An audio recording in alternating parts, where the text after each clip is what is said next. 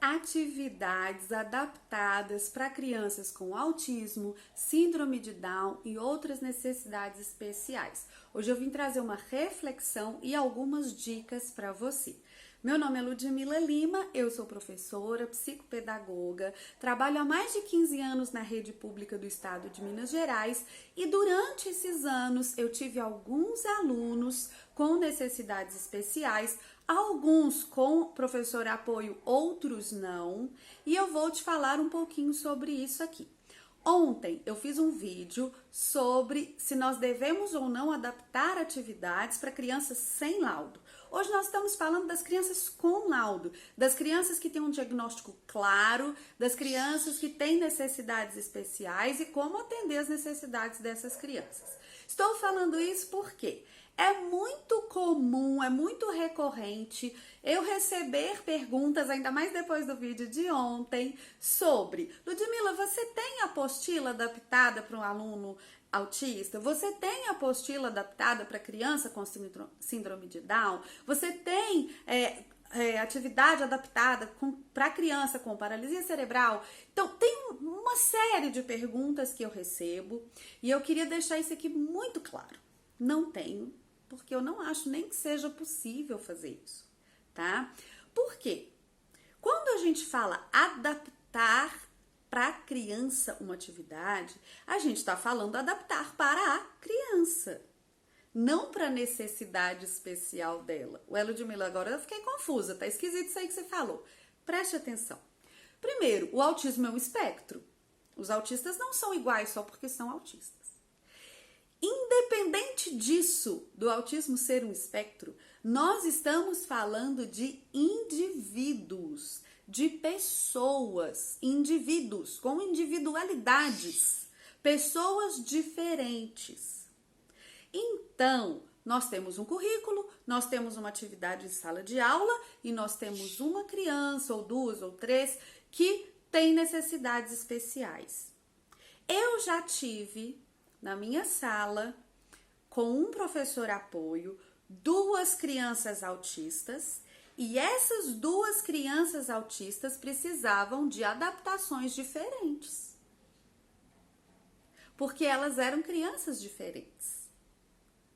Então, a gente tem que se atentar para isso. Nós vamos adaptar as atividades para o nosso aluno. Como fazer isso? Aí eu posso te dar algumas dicas, te contar de algumas experiências para que você possa se inspirar e fazer com o seu aluno. Primeira coisa, conheça o seu aluno. Conheça as dificuldades, as facilidades e os interesses. Muitas vezes é comum, não estou generalizando, mas pela experiência que eu tive, pelo que eu ouço de outras professoras, é comum que às vezes essas crianças apresentem resistência para fazer as atividades. Por quê? Porque é difícil para elas e acaba gerando uma frustração. Então, se você traz o interesse da criança para o jogo, já vai ser mais fácil. Às vezes, contextualizando o trabalho com o interesse da criança, às vezes uma mera ilustração já vai te ajudar. Então, por exemplo, eu tive um aluno que ele gostava muito dos Angry Birds, aqueles passarinhos que jogava com estilingue assim, derrubava a casinha do porquinho. Era um jogo, tinha um desenho animado também. Então, as atividades eram feitas como as da sala, ele conseguia fazer, embora tivesse um pouquinho de resistência, mas quando ele completava a atividade, eu e ele tínhamos o hábito de fazer o desenho. Gente, ele não gostava que eu entregasse o desenho, ele gostava que eu fizesse o desenho, ele gostava de ver traçando. Depois ele coloria, tá? Então, esse é um caso onde eu não contextualizava, eu negociava com a criança. Ah, e é chantagem? Não, é uma negociação mesmo. Tá? Bom, eu tive um outro caso de um aluno que amava Cantiga do Seu Lobato. Então, esse aluno, eu tava lá explicando uma coisa, levantava a mão: podemos cantar o Seu Lobato? A gente tava cantando outra cantiga: podemos cantar o Seu Lobato?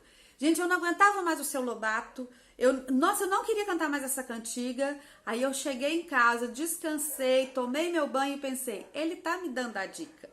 é pelo seu Lobato que eu vou começar a alfabetização dessa criança. Terminou alfabetizado. Então, até tem o projeto que eu fiz para ele, tem o projeto no canal, que eu já trabalhei até com outras turmas também, tá? Mas naquele momento foi adaptado para ele, com o interesse dele, entende? Então, a gente vai fazer dessa maneira. Outra coisa importante, para ser inclusão de verdade, essa criança tem que estar incluída na sala de aula que ela está frequentando. Então, é importante contextualizar, é importante trazer o máximo possível das atividades adaptadas para a realidade da sala. Então, o professor de sala de aula fez o seu planejamento, o professor apoio ou o próprio professor de sala de aula, porque ele é aluno da turma, né? Ele não é aluno só do apoio, vão, né, fazer a adaptação para ele. Então, hoje nós estamos trabalhando os vegetais, né, a constituição da planta. Então, para essa criança, o que eu posso fazer?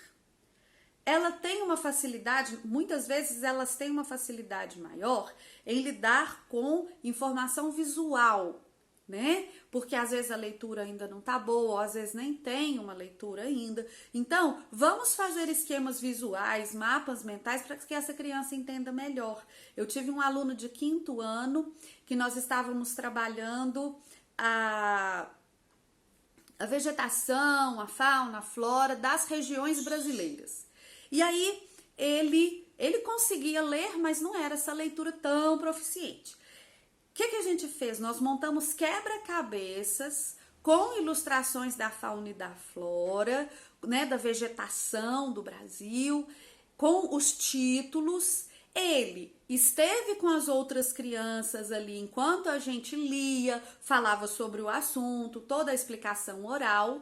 E na hora de fazer as atividades, em vez de dar um monte de coisa escrita que ele não conseguia, ele montava os quebra-cabeças e colocava títulos, colocava legendas. Assim, ele aprendeu o mesmo conteúdo que os outros com uma adaptação. Isso é adaptação da atividade para a criança especial, para a criança com necessidades especiais. Não é você pegar um bloco de atividades que foi feita sem conhecer a sua criança, que às vezes nem está contextualizada com as atividades de sala de aula e dizer que foi adaptado para aquela criança. Então, é por isso que eu não tenho atividades adaptadas para criança autista, para criança com síndrome de Down ou com qualquer outra necessidade especial. Quais que são as dicas que eu posso te dar? Demonstre o máximo que você puder. Então, se puder ter experiência, material concreto, ilustração, referência visual, cartaz, desenho, tá? A própria rotina da criança, eu tive uma professora apoio que fez para o aluno dela a rotina, ele tinha muito problema de adaptação com a rotina escolar. Então, ela fez a rotina toda fotografada, ele chegava na escola e via todos os dias o que é que ele tinha que fazer, como que ele tinha que fazer. Ela tirou fotografias dele no momento em que ele estava fazendo certo. Então, estava merendando sem fazer bagunça, estava realizando atividade didática, estava sentado no lugarzinho dele, sem fugir, sem causar nenhum tumulto. E aí, todos os dias, ele falava: aqui sou eu sentado no meu lugar, aqui sou eu fazendo a minha atividade, aqui sou eu guardando o meu material com cuidado.